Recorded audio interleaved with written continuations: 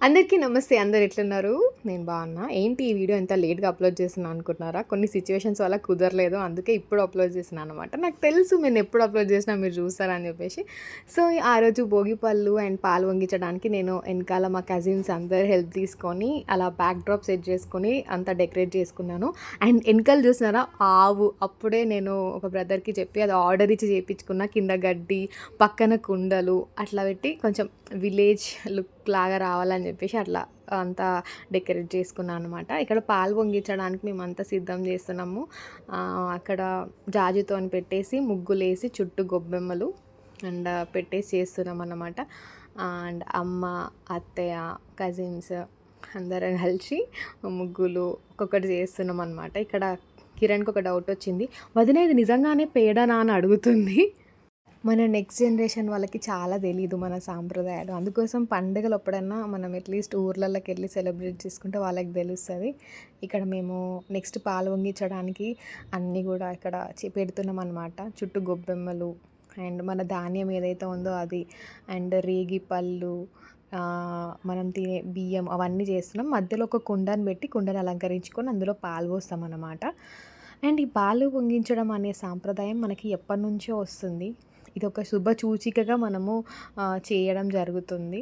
And దానికి ఇదొక మంచి పండగ ఫీలింగ్.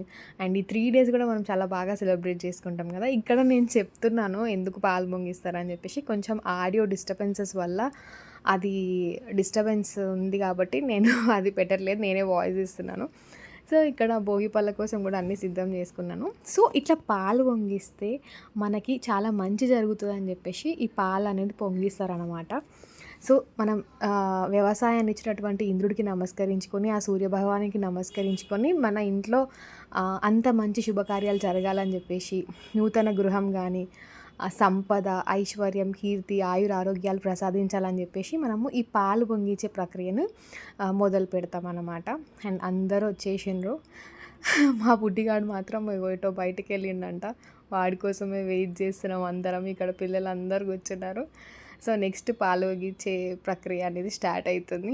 చూస్తూనే ఉండండి. ఇక్కడ మా బుడ్డిగాడు వచ్చేసిండు. ఏంటి ఇదంతా అని ఇట్లా ఎక్సైటెడ్‌గా చూస్తుండేవాడు. ఏంది ఇంతమంది పిల్లలు వచ్చేసిర్రు, ఏదో పెద్ద సెటప్ చేసింది మా అమ్మ అనుకుంటుండు.